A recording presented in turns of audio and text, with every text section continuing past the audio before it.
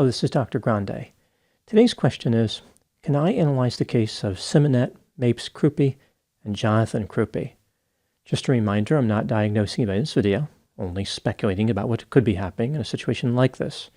If you enjoy this video, please like it, subscribe to my channel, and consider supporting me on Patreon. I'll put the link to Patreon in the description for this video. First, I'll look at the background of this case, move to the timeline of the crime, then offer my analysis.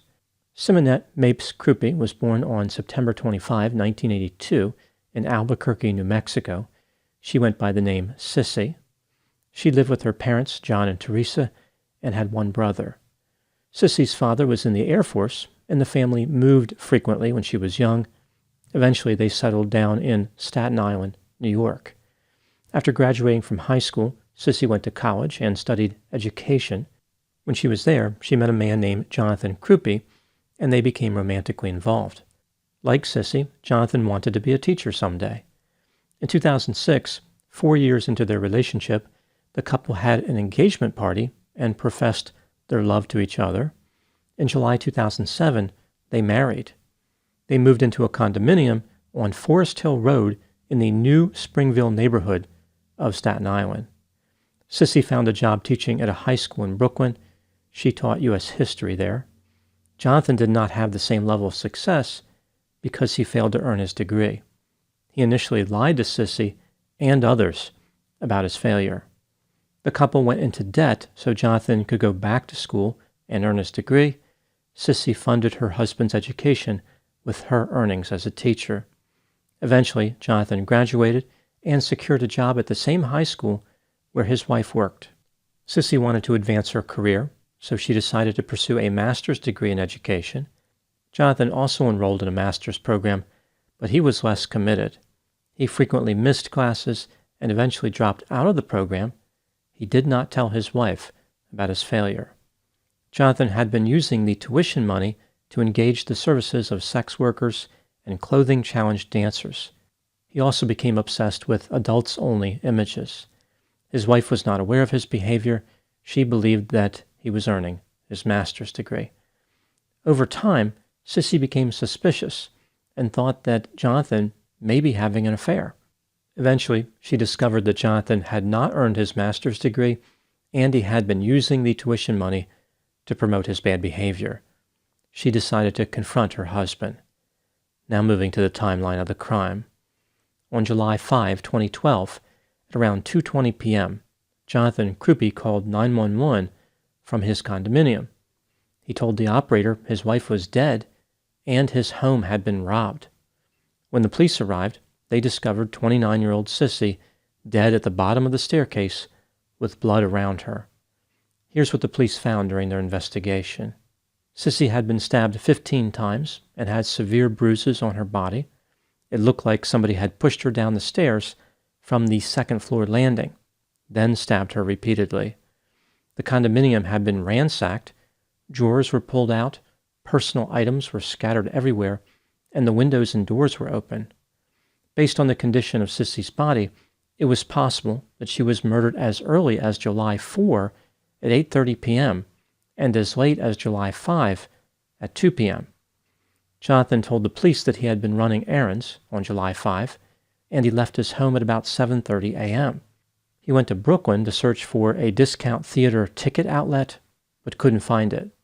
At 9:30 a.m., he stopped by the high school to pick up books for his wife. He claimed that she needed them for a summer school lesson that she was teaching. At 10:30 a.m., Jonathan took his car to an automotive repair facility to get it inspected. After this, he decided to visit a Home Depot store to purchase paint. He pulled into the parking lot, but changed his mind about going in. Jonathan texted Sissy twice in the morning, and there was no response. He also tried calling her, but she did not answer. Jonathan assumed that his wife was sleeping. He discovered her body after returning home from his errands.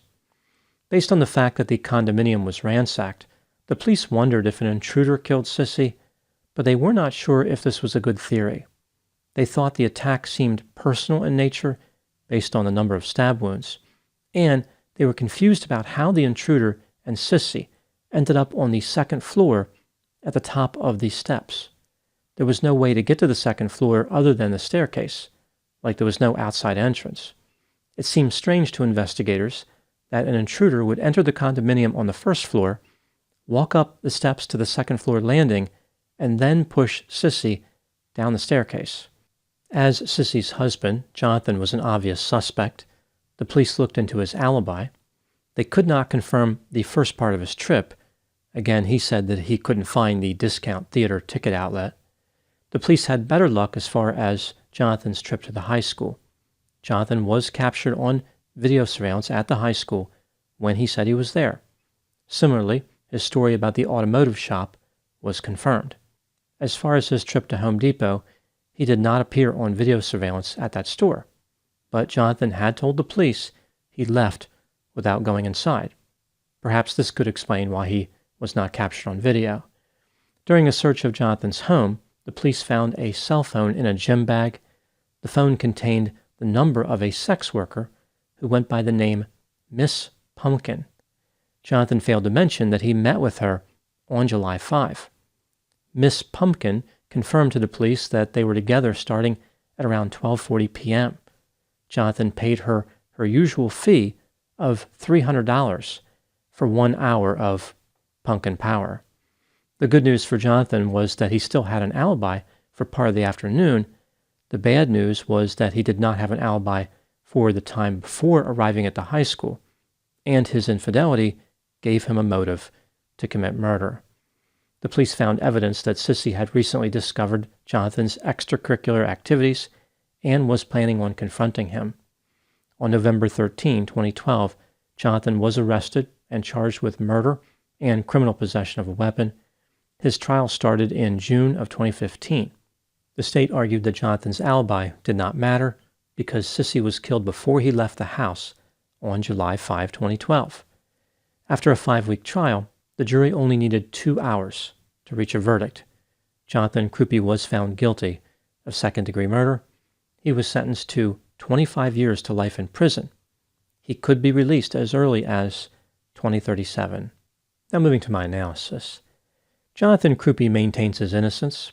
At his sentencing, he apologized for his infidelity, but as far as the murder, he said, quote, "I am an innocent man," unquote. Let's take a look at the evidence both for and against the idea that Jonathan Crupi was guilty, starting with the inculpatory factors. Jonathan had made several suspicious internet searches around the time of his wife's death.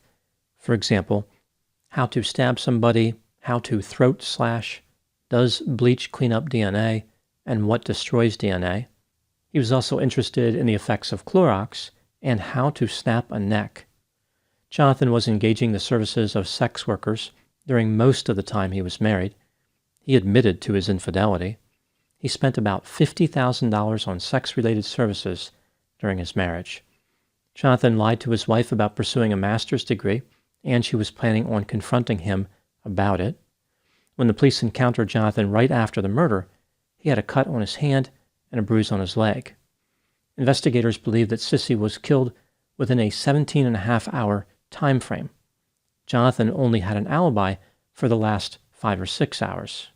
Part of Jonathan's alibi was picking up books for Sissy at the high school where they both worked, but staff there said that she already had everything she needed for the summer teaching session. Jonathan started dating right after his wife died and resumed his pursuit of pumpkin spice, so to speak. Moving to the exculpatory factors, there were no witnesses to the murder, no video. The murder weapon was never found. Sissy could have been killed when Jonathan was away from the condominium. The condominium was ransacked. It was in complete disarray. This is consistent with the idea of a burglary gone bad. Even though Jonathan had 2 small injuries, he did not have any blood on him. Miss Pumpkin said that Jonathan did not shower when he was with her during the afternoon. As far as the suspicious internet searches, maybe Jonathan was thinking about killing someone else, and not his wife. When considering all the evidence in this case, do I believe that Jonathan Crupi was guilty? In my opinion, Jonathan was guilty. There is some doubt in this case, but there is no reasonable doubt. The combination of the affair, the deception, and the internet searches really hurt his case. Moving to the next section, Here are my thoughts on a few areas that stood out to me in this case. Item number 1. Jonathan Crupi appeared to be impulsive, reckless, irresponsible, self-centered, cold, callous, and manipulative. Before he murdered his wife, he deceived her for years. For most of her marriage, Sissy believed that her relationship with Jonathan was good. She was talking about having children with him, and they were planning on going to Disney World for their 5th anniversary. This would have been just a few days after she was murdered. Jonathan was able to hide his activity for a long time, but his various adventures could not stay hidden forever. By dropping out of the master's program, Jonathan guaranteed himself that Sissy was going to find out what he was doing. He was just living in the moment, impulsively taking what he wanted and not thinking about the future. Item number 2. One of the best examples of Jonathan's impulsivity was his rendezvous with Miss Pumpkin right after he committed murder. He was trying to establish an alibi to avoid being prosecuted for his wife's homicide, yet he was still unable to resist having sex. It's like he was afraid that if he didn't have sex in time, he was going to turn into a pumpkin. This was one of the most suspicious activities he could have engaged in, and because he was trying to keep it hidden, he actually undermined the alibi he was trying to establish. Jonathan was cheating on his own alibi. Miss Pumpkin testified at Jonathan's trial. She said that starting in 2009, they had sex every 6 to 8 weeks for 3 years. He paid her $300 per hour and was always a gentleman. There is this sense that Jonathan was using these encounters almost like some type of temporary repair for the marriage he shattered. I guess it was kind of a pumpkin patch. Item number 3. Jonathan did not want his sentence of 25 years to life in prison to disrupt his love life. In 2016, he placed an ad on a website called Convict Pen Pals. Here is a summary of his ad. Jonathan started by saying, quote, "Hey ladies, are you awesome like I am?" unquote. He was looking for a girl who was fun and intelligent to stimulate his brain and maybe his heart. Jonathan said, quote, "I'm a bit of a nerd, but that's cool now, right?" unquote. He claimed that other people had called him funny, adventurous, down-to-earth, and handsome. It sounds as if people have been lying to Jonathan in prison. After discussing some of his hobbies like books, movies, music, dancing, and cooking, Jonathan said, quote, "I'm not married and I don't have any kids. No baby mama drama here," unquote. This statement is of course true, but it's because he killed his wife. Jonathan failed to mention the murder part. Jonathan wasn't very happy about being incarcerated, but he claimed he was innocent. He wanted someone who was open to the possibility of a relationship and invited potential lovers to take a chance on him. He concluded his advertisement by saying, "You won't regret it." Jonathan's advertisement for romance indicates he has no idea about how people perceive him. He has a profound lack of insight and greatly overestimates his attractiveness. Now moving to my final thoughts. There were a few warning signs available to Sissy that Jonathan was not an ideal lover, but I think she wanted to believe in him. She gave him the benefit of the doubt and viewed the relationship as productive. Her faith in Jonathan was not unlike the faith that Linus Van Pelt from the Peanuts had in the Great Pumpkin. The problem is, Jonathan also had faith in a great pumpkin. He believed in his own ability to get away with any crime. Ultimately, the faith of both individuals was smashed. Those are my thoughts on the case of Simeonette Mapes-Crupi and Jonathan Crupi. Please put any opinions and thoughts in the comment section. They always generate an interesting dialogue. As always, I hope you found my analysis of this topic to be informative. Thanks for watching.